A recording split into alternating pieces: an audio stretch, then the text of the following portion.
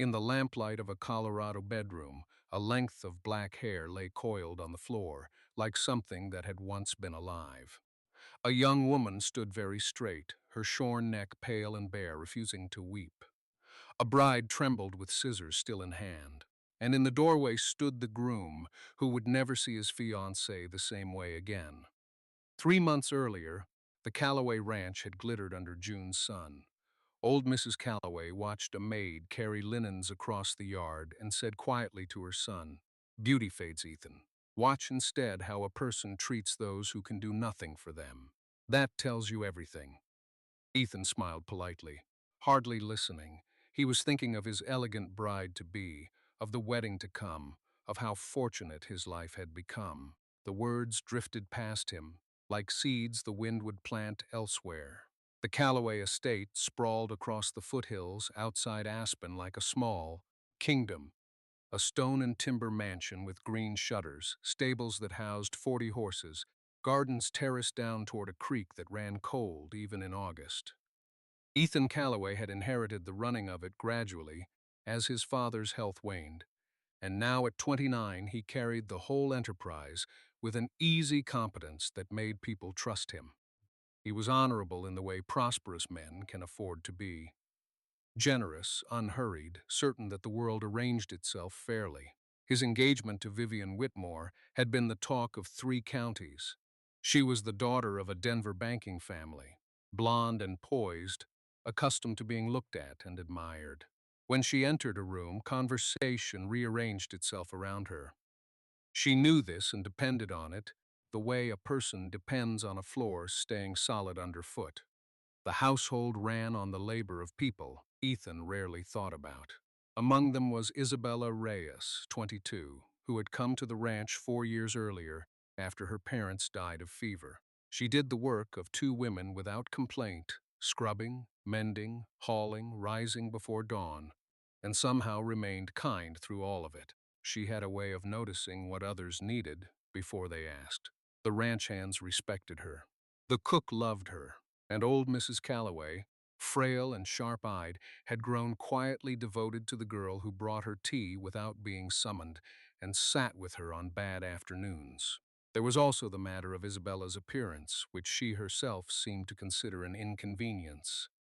She was strikingly beautiful, dark eyes, fine features, and a long black braid that fell past her waist. Guests remarked on her. Visiting gentlemen forgot what they were saying. Isabella received these attentions with a downcast modesty that only made them worse, and she would have traded her looks gladly for an hour's more sleep. Vivian noticed Isabella the first day she arrived to plan the wedding. She noticed the way a ranch hand's eyes followed the maid across the yard. She noticed Mrs. Calloway's hand resting fondly on the girl's arm. She noticed, above all, that Isabella's beauty required no jewels, no imported silk, no careful arrangement, and that this effortlessness made her own considerable efforts seem suddenly like effort. Something cold and small took root in Vivian's chest that summer, and she watered it daily without quite admitting she was doing so. The trouble crystallized at a garden luncheon in early July. A visiting senator's wife, surveying the assembled company, caught sight of Isabella refilling water glasses and said, loud enough for the whole table, "Gracious, what an exquisite creature. Ethan, wherever did you find her? She ought to be painted." The table laughed warmly. Mrs. Calloway beamed. Ethan, distracted, murmured something polite.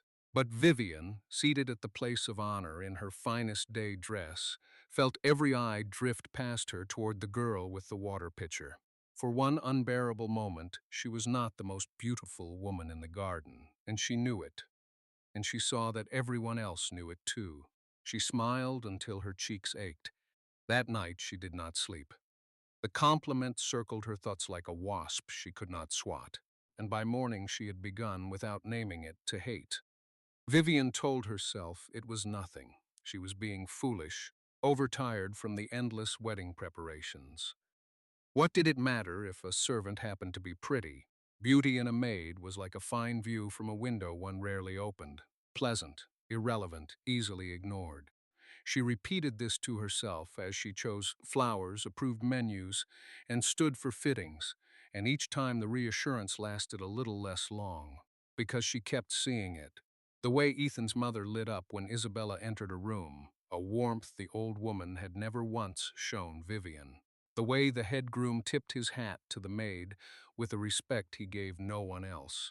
The way a basket of mended shirts appeared on a ranch hand's bunk, and everyone knew without asking whose careful hands had done it, and spoke of her with a fondness that had nothing to do with her looks at all. That was the part Vivian could not bear, though she could not have explained why. It would have been simpler if Isabella were merely beautiful.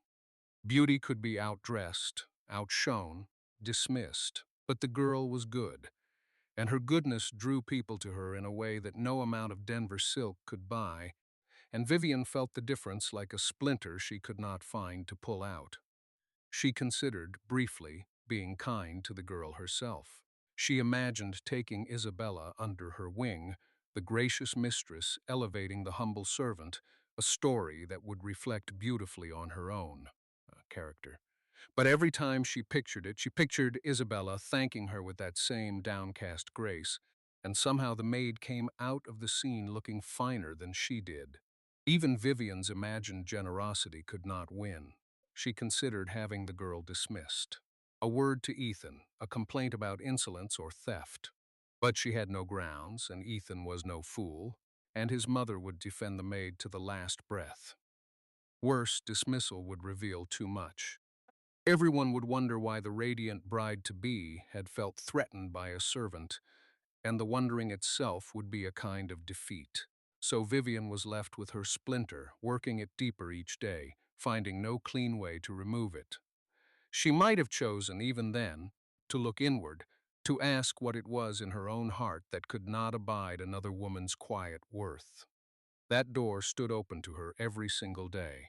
But it is the hardest door in the world to walk through, and Vivian, who had never in her life been told no, walked past it instead. The engagement celebration was set for the third Saturday in July. A grand affair, 200 guests. The ballroom opened, and the gardens strung with lanterns. For a week beforehand, the house churned with preparation, and Isabella worked harder than anyone, polishing silver until midnight, arranging flowers, pressing 200 napkins into crisp squares. On the afternoon of the celebration, with the guests not yet arrived and the house in a fever of last touches, Vivian sent word that she required the maid in her private bedroom. A hem had come loose, the message said. Only Isabella's fine needle would do. Isabella set down her work and climbed the stairs, smoothing her apron, with no notion of what waited behind the white-painted door. She knocked. Vivian's voice, sweet and tight, said, "Come in." It was Mrs. Calloway who had first taught Ethan to look closely, though he had forgotten the lesson. Years before, when he was a boy, she had caught him mocking a stable boy's patched coat and had marched him out to apologize, gripping his ear the whole way. "A man's worth," she'd said, "is not in his coat." She had spent her life quietly testing people by how they treated those beneath them, and she had found most of society wanting. Now, old and tired, she had pinned her last hope on her son seeing clearly before he married. She watched him and Vivian together, and she worried. What happened behind the white door took only minutes, but it would echo for the rest of all their lives. Vivian was standing by the window when Isabella entered, and there was no loose hem anywhere in sight. The dress Vivian wore was already perfect, a confection of pale rose silk. On the dressing table lay a pair of long sewing scissors, the kind used for cutting cloth, their blades catching the afternoon light. "You sent for me, miss," Isabella said. "I did." Vivian turned. Her smile was the smile of someone who has decided something and is relieved to finally do it. "Come here. Stand by the mirror. I want to look at you." Isabella obeyed, puzzled but polite. The mirror showed them both, the bride in rose silk and the maid in gray cotton, and even Isabella could not help seeing what Vivian saw, that the eye went to the plainer woman first. "They all talk about your hair," Vivian said softly, circling behind her. "Did you know that? The senator's wife, the groom's." Even Ethan's mother strokes it like a cat's fur. What lovely hair the girl has. She lifted the heavy black braid in one hand, weighing it. It must be such a burden to be admired so.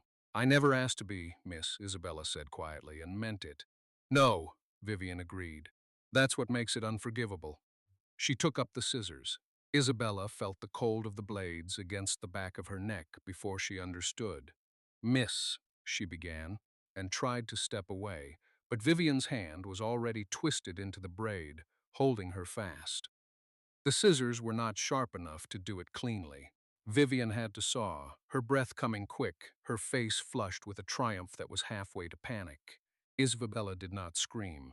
She stood very still, her hands clenched at her sides, her eyes fixed on the wall, while strand by strand the thing everyone praised came away in the other woman's fist. She would not give Vivian the satisfaction of tears. She had buried both her parents at 18 and learned that some pains must simply be outlasted. The braid came free all at once, and Vivian stumbled back with it, holding it aloft like a hunter's trophy.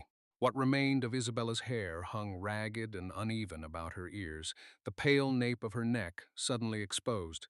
There, Vivian breathed. Now we'll see what they talk about. For a moment, the two women simply looked at each other in the mirror. And here was the thing Vivian had not foreseen, the thing that would undo her. Shorn and ragged as she was, Isabella was still beautiful. The brutal haircut only sharpened her face, revealed the fine bones of it, the dark depth of her eyes. She looked like a portrait of some saint stripped for martyrdom, and 10 times more dignified than the panting, scissor-wielding bride. Vivian saw it. She saw that she had failed even as she succeeded, that she could cut away the hair but not the thing beneath it, and the realization filled her with a fury so hot she nearly raised the scissors again. That was the moment the door opened. Ethan had come up looking for Vivian to ask some small question about the seating of guests. He never afterward could remember what. He pushed open the door with the easy assumption of a man whose house held no surprises and stopped on the threshold. He took in the scene in pieces, the way the mind refuses a thing it cannot hold all at once. The black braid hanging from Vivian's fist, the scissors, the drift of cut hair on the floor, and Isabella, ragged and shorn and standing impossibly straight, with two bright tracks finally slipping down her face, though she made no sound at all. Vivian, he said. His voice did not sound like his own. What have you done? Vivian whirled. For one instant her face showed everything. The guilt, the spite, the terror of being seen. Then she smoothed it over with the speed of long practice. Ethan, heavens, you startled me. The poor girl had the most dreadful tangle, simply ruined, and she begged me to even it out for her. I was only trying to help, wasn't I, Isabella? She turned to the maid with a look of pure command. And Isabella, who could have ended Vivian's engagement with a single word, who had every right on earth to speak it, looked at Ethan and then at the floor. Yes, miss, she said, in a voice scraped raw. You were only trying to help. Then she knelt and began, with trembling hands, to gather up her own fallen hair, so that no one else would have to. Ethan did not believe her. That was the first crack in everything. He stood in the doorway and watched the maid kneel to collect the evidence of her own humiliation, watched her shield the woman who had wronged her, and something in him that had been asleep for 29 years came suddenly awake. He had been told all his life that he was a good judge of people. He understood in that moment that he had never judged anyone. He had simply accepted the verdicts handed to him by his class, his comfort, his easy assumption that the well-dressed were also the worthy. Leave the hair, he said quietly. Isabella, please, leave it. She stopped, kneeling, the cut braid in her hands. Go and see the cook, he said. Tell her, I said, you're to rest the remainder of the day, the whole day. No one will trouble you. The celebration, sir, there's still the. Let the celebration manage without you. He found he could barely speak. You've done enough for this house. More than enough. Isabella rose, curtsied out of pure habit, and slipped past him through the door. As she passed, he caught the scent of lavender soap and saw, up close, the raw, uneven edges where the scissors had been, and felt a shame on her behalf so sharp it was almost physical. Then he was alone with the woman he was to marry in 3 weeks. Vivian had already begun to rebuild her version of events. Darling, you've gone quite pale. It was nothing. Truly. Servants are forever in a state about something. You know how dramatic they. Stop, he said it gently, which was worse than shouting. Vivian! I was standing in the doorway. You saw a misunderstanding. I saw you holding her hair like a scalp. He looked at the scissors on the floor and could not look at them long. Why, in God's name, why would you do such a thing? And here Vivian made her gravest error, because she could not help it, because the true answer was the only one available to her and her composure had finally cracked. Because everyone looks at her, the words burst out shrill and ugly. At my own engagement, Ethan. In my own house, that's to be. Everyone fawning over a maid. Your mother. The guests. The men. I'm to be your wife, and they treat her like she's. I only wanted them to stop looking at her. The silence afterward was terrible. Ethan had loved her, or believed he had. He had loved the bright social ease of her, the way doors opened before her, the certainty that life with her would be smooth and admired. He saw now that he had loved a surface, the way one loves the sheen on a pond without ever asking what swims beneath. And what swam beneath was this, a woman who could maim a servant for the crime of being admired, and then expect that same servant to lie for her, and expect that the lie would simply hold because it always had. You wanted them to stop looking at her, he repeated slowly. So you took the scissors to her hair, and then you asked her to thank you for it. I didn't ask her to thank. You made her say you were helping. His voice rose for the first time. You made her stand there, shorn, and protect you. And the worst of it, Vivian, the worst of it is that she did. She has more grace, ruined, and weeping than you have ever shown in your life. Vivian's face hardened. The fear had passed. Now came the calculation. She was a Whitmore, after all, and Whitmores did not lose. You're overwrought, she said coolly. We're to be married in 3 weeks. 200 guests are arriving within the hour. The invitations have gone out across 4 states. You will not throw away everything. Your name, my name, both our families standing, over the hair of a girl who scrubs your floors. Be sensible, Ethan. Wash your face. Smile. We will not speak of this again. And the dreadful thing was that she was nearly right. This was how it always worked. The machinery of money and reputation would grind the inconvenient truth to powder, and in 3 weeks he would stand at an altar beside her, and Isabella would go on scrubbing floors with her shorn head bowed, and the world would call it a beautiful wedding. Ethan looked at Vivian for a long moment. Then he bent, picked up the cut braid from where Isabella had left it, and held it. It was heavier than he expected, and softer, and it smelled of lavender. Go down to your guests, he said. I need air. He walked out, the braid still in his hand, and did not stop until he reached the gardens. In the garden, under the strung lanterns not yet lit, Ethan stood a long while with the braid in his hands. Below him the celebration was beginning.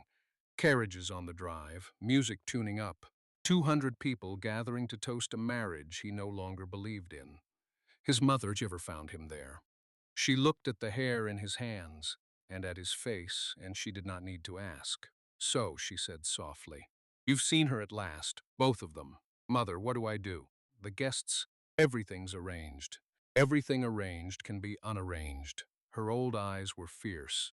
The only thing you cannot unarrange is a wedding to the wrong woman. I have waited years for you to look.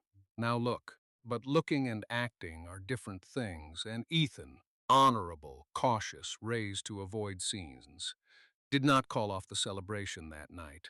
He told himself he needed certainty. He told himself 200 guests could not simply be turned away at the gate. So the lanterns were lit, the music played, and he moved through his own engagement party like a man walking in his sleep, accepting congratulations that turned his stomach. Vivian, sensing she had survived the worst, grew bold. She had always known how to command a room, and that night she commanded it brilliantly, gracious, dazzling, the very picture of a bride. She laughed at the senator's jokes. She drew old Mrs. Calloway's friends into warm conversation.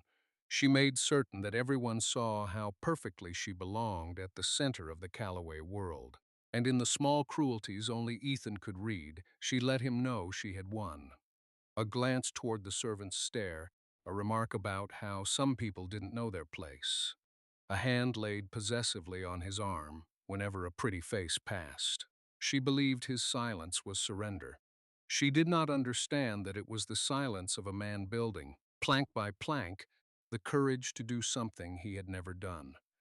Over the following days, Vivian moved to consolidate her victory. She could not undo the fact that Ethan had seen, so instead she set about reshaping the story before it could spread. She went to Mrs. Calloway first, arriving at the old woman's sitting room with tea and false sweetness, and spun a tale of a clumsy, distraught maid who had botched her own hair, and then, ashamed, let wild rumors fly. "I fear the girl is not quite stable," Vivian murmured. "Grief does strange things. She lost her parents so young. One does pity her. But one does worry with so many valuables in the house." Mrs. Calloway listened with her hands folded and said almost nothing, which Vivian mistook for agreement. In fact, the old woman had sat with Isabella too many bad afternoons to be fooled by anyone. But she held her tongue and watched and let Vivian dig. Vivian dug. Emboldened, she began a quiet campaign against the maid, small things plausibly deemable. A brooch went missing and was found, after a loud search, tucked in Isabella's mending basket, where anyone might have put it. Vivian let the implication hang in the air without ever quite making the accusation, which was crueler than an accusation, for there was nothing to defend against. The other servants, who knew Isabella, did not believe it. But they were servants, and Vivian was nearly the mistress of the house, and they could not say so. Isabella bore it all the way she had borne the scissors, silently, upright, asking nothing.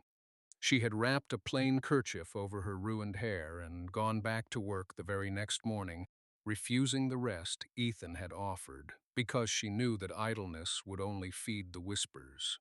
She did not defend herself against the brooch.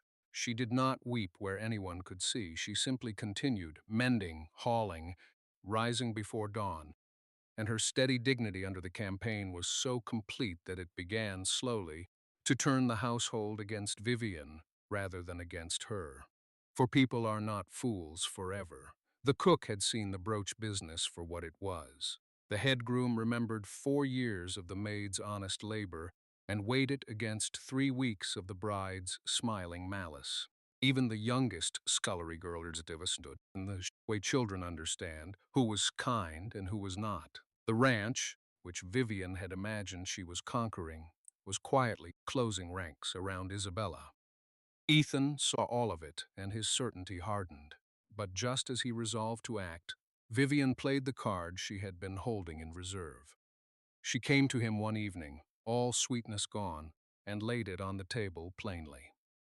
"Break our engagement," she said, "and I will tell every drawing room from Denver to Chicago that you dishonored the girl, and that I left you for it. I will ruin her name and yours together. You'll save no one. Think carefully, Ethan. I always do." It was a real threat, and Ethan knew it. In 1894, a young woman's reputation was the most fragile thing she owned, and a wealthy, vindictive bride spreading poison across 4 states could destroy Isabella utterly, could make her unhireable, unmarriageable, an outcast, long after Vivian herself had moved on to some other conquest. By trying to protect the maid, he might damn her. Vivian had found the one lever that could hold him, his own honor, turned against him. He spent 2 sleepless nights on it. The simple path was to do nothing, to marry Vivian, keep the peace, and trust that her malice would cool once she had what she wanted. Plenty of men, he knew, would call that wisdom. But he had seen Isabella kneel to gather her own shorn hair, and he could not unsee it, and he understood that a peace bought with another person's silent suffering was not peace at all, but a slower kind of cruelty, with himself as its author. He needed to break Vivian's hold, and to do that he needed truth that could not be twisted, truth witnessed, truth that did not depend on his word against hers. So he began quietly to gather it. He spoke first with the cook, who told him plainly about the brooch, how she had seen Vivian's own maid slip into the mending room not an hour before the search. He spoke with the head groom, who recounted the years of Isabella's labor and named a dozen kindnesses the household had received from her hands. He learned for the first time things Isabella had never mentioned, that she had sat up 3 nights running when Mrs. Calloway took fever the previous winter, sleeping in a chair by the old woman's bed, that a portion of her small wages went, every month, to the widow of a ranch hand who had died in a fall, that the carefully mended shirts and the baskets of mended linen had been her own quiet charity, done after her real work was finished, expecting nothing. Ethan had lived in the same house as this woman for 4 years and known none of it. He had looked straight at her 100 times and see servant. He understood now that his mother's lesson had been pointed at exactly this, blindness, and that he had very nearly married into it forever. Then Vivian made her final miscalculation. Certain now that she had Ethan cornered, impatient to be done with the maid, she resolved to force the issue. She would have Isabella publicly dismissed for theft. The brooch, plus a second item, she planned to plant, and arranged for it to happen at a luncheon, before witnesses, so that the disgrace would be total and the story fixed in everyone's mind before Ethan could intervene. What Vivian did not know was that her own maid, sickened at last by what she was being asked to do, had gone to the cook, and the cook had gone to Ethan. So when Vivian rose at the luncheon table, her face composed into theatrical sorrow, and announced that it grieved her to reveal that the household harbored a thief, and that a search of the maid's quarters would prove it, Ethan was ready. "By all means," he said calmly, rising beside her. "Let us search, but let us search both rooms. The maid's," and he turned to Vivian, "yours. And let us have your own maid speak first, freely, about who placed the brooch and who instructed her to place the second item we'll find waiting in Isabella's quarters this very afternoon." The color drained from Vivian's face. Vivian's maid, trembling but resolute, told the table everything. The brooch, the order, the planned planting, all of it. The cook confirmed it. The head groom confirmed the years of Isabella's honest service. And there, before the very society Vivian had counted on to protect her, the whole architecture of her cruelty stood exposed in the bright luncheon light. She tried to rally. She always had before. "These are servants' lies," she began, "and you would take their word over." "I would take their word," Ethan said. "Over yours, yes, I have learned to. It should have been the end." But Vivian had one last card, and a cornered pride is the most dangerous thing of all. She turned and swept from the room, and what she did next nearly destroyed everything. Vivian went straight to Isabella's quarters. If she could not have Ethan, she would leave nothing behind worth having.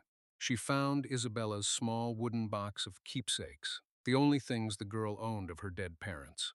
A faded photograph, a wedding ring worn thin, a child's prayer card. And Vivian, weeping now with rage, hurled the box into the kitchen stove. By the time Isabella reached the kitchen, drawn by a maid's cry, the flames had already taken the photograph. She plunged her hands toward the stove and was pulled back. The ring she saved, scorched but whole.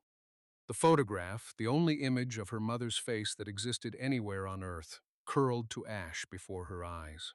She sank to the floor and, for the first time, truly wept. The house was very quiet that night. Vivian had been sent away in a closed carriage before sundown. Her trunks following in the morning, the engagement ended in disgrace. But her ending brought Isabella no comfort, for the cruelest blow had landed last, and it could never be undone. Isabella sat alone in the dark of the servant's kitchen, the scorched ring in her palm, and felt that she had lost the thing she had crossed 4 years and 1,000 griefs to keep. Her parents were gone, truly gone now, the sound of their voices long faded, and now even her mother's face surrendered to the fire. She had borne the scissors. She had borne the lies and the missing brooch and the whispers. She had borne it all upright. because she had told herself that enduring with dignity was a kind of victory. But what was the use of dignity now? It had not saved the photograph. It had not protected the one small box of love she owned. She had spent 4 years being good, asking nothing, and goodness had been repaid with the slow theft of everything she had. In the dark, she let herself think the thought she never allowed, that perhaps kindness was simply weakness with a prettier name, and that the world belonged, in the end, to those willing to take the scissors in hand. She wept until she had no more weeping in her, and then she sat hollow, and the ring grew warm in her closed fist. It was Ethan who found her there near midnight, a candle in his hand. He did not speak at first. He set the candle down, and then, a thing no Calloway had ever done in that kitchen, he sat down on the floor beside her in his fine coat, on the worn stone. "I know I can't replace it," he said quietly. "I know there's no replacing it. But I came to tell you that you will never again, as long as I have breath, face anything in this house alone. Not the whispers, not the cruelty, not the grief. You shielded this family for years. Now let it shield you." Isabella did not believe him. Why should she? She had learned that summer exactly how much the word of a Calloway was worth when set against the convenience of a Calloway. So she said nothing, and Ethan, understanding that words had run out, resolved to spend the coming weeks proving with deeds what he could not prove with speech. He began the very next morning, and he began publicly, because the wound had been public, and only a public mending would do. The first thing he did was the hardest, and he did it where everyone could see. At breakfast, before the assembled household, the cook, the grooms, the scullery girls, his mother in her chair by the window, he stood and spoke plainly. He told them what Vivian had done with the scissors. He told them about the brooch, the planted theft, the burned box. He told them that he had lived among them blind for years, mistaking fine clothes for fine character, and that he was ashamed of it. And then he turned to Isabella, who stood frozen by the sideboard with a coffee pot in her hands. And he apologized to her, a wealthy man, the master of the house, apologizing to a maid before a room full of witnesses, his voice unsteady and his eyes wet.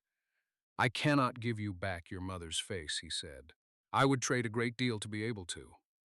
But I can tell you, and everyone here, what I have come to know, that there is not a soul on this ranch worth more than you are. You have carried this family on your back and asked for nothing. That ends today."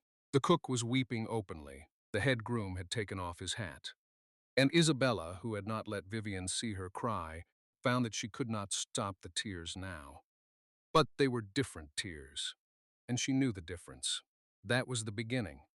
What followed, over the slow green weeks of that summer, was a courtship, though neither of them would have dared call it that for a long while. Ethan did not press her.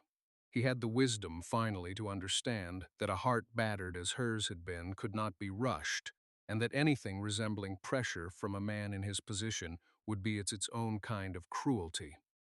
Instead, he simply made himself trustworthy day after day in small things. He saw to it that the false rumors Vivian had scattered were chased down and corrected, writing letters himself to the drawing rooms of Denver, staking his own name on Isabella's honor so completely that no whisper could survive it. He arranged, quietly, for the widow Isabella had been supporting out of her wages to receive a proper pension from the estate, so that the burden the maid had carried alone was lifted at last. He noticed what she needed before she asked. The very thing she had done for everyone else for 4 years, now done for her, and the noticing told her more than any speech could have. His mother helped. Old Mrs. Calloway, vindicated at last in the lesson she had despaired of teaching, took Isabella under her wing openly now, not as a servant, but as something nearer a daughter. She taught her the management of the great house from the other side of it. She gave her the small comforts she had always given quietly and now gave proudly. And when she caught her son watching Isabella across a room with an expression he himself had not yet named, the old woman only smiled and said nothing, and waited as she had waited years for him to learn to see. The photograph could not be restored. But here the household, which had quietly closed ranks around Sid Isabella, did a thing that mended what could be mended. The cook remembered that Isabella's mother had once worked, years before coming west, for a family in Santa Fe, and that such families often kept likenesses. The head groom had a cousin who carried letters along the southern routes. Word went out, passed hand to hand across half a territory, and one September afternoon a packet arrived at the ranch, and inside it, wrapped in brown paper, was a photograph, a wedding portrait, a little faded, of a dark-eyed young woman who was unmistakably Isabella's mother, standing beside the father she had also lost. A cousin of her mother's, found at last by the long reach of a kind household, had kept it all these years. Isabella held it for a long time without speaking. Then she looked up at Ethan, who had arranged the search, and said nothing of it until the picture was safely in her hands, and something passed between them that did not need words at all. The scorched ring she had kept. Now Ethan came to her one bright morning in the estate gardens, where the lanterns of that terrible night had long since been taken down, and he did not kneel grandly or make a speech. He simply took her hand, the hand that had scrubbed and mended and carried, the hand that had saved a ring from the fire, and he asked her, plainly and humbly, whether she might consider sharing the rest of her life with a man who had nearly been too foolish to deserve her, but who intended to spend every remaining day making up for it. Isabella looked at him for a long moment. She thought of the scissors and the lies and the burning box. And she thought, too, of a man sitting down on a cold stone floor in his fine coat and apologizing before a roomful of witnesses, and writing letters across 4 states to defend a maid's good name, and searching half a territory for the face of a dead woman he had never met. She had learned that summer the hardest possible lesson about how little a fine surface was worth. And she had learned, too, watching this man remake himself, exactly how much a true heart was worth. Everything, it turned out. Everything. Yes, she said. They were married in the autumn, in the same ballroom that had been prepared for another bride, though the affair was smaller and far happier. Isabella's hair had grown back by then, not yet to her waist, but dark and thick in her own. The widow she had supported sat in a place of honor. Mrs. Calloway wept through the whole ceremony. And the maid everyone had treated as a servant became, by every measure that mattered, the lady of the house she had served so faithfully. A year later, on a summer afternoon, Isabella stood in the estate gardens with a length of her own dark hair, grown long again, braided down her back. A child's laughter came from the terrace where Mrs. Calloway, frailer now but glowing, bounced an infant on her knee. Ethan crossed the lawn toward his wife, and she turned to him with an ease that no longer surprised her. On the dressing table upstairs, in a frame Ethan had made himself, stood the recovered photograph of her mother, watching over the house at last. Beside it lay the scorched ring, polished now, that Isabella wore on a chain near her heart. Beauty had faded as the old woman promised it would. Character had not, and love, in the end, had seen clearly.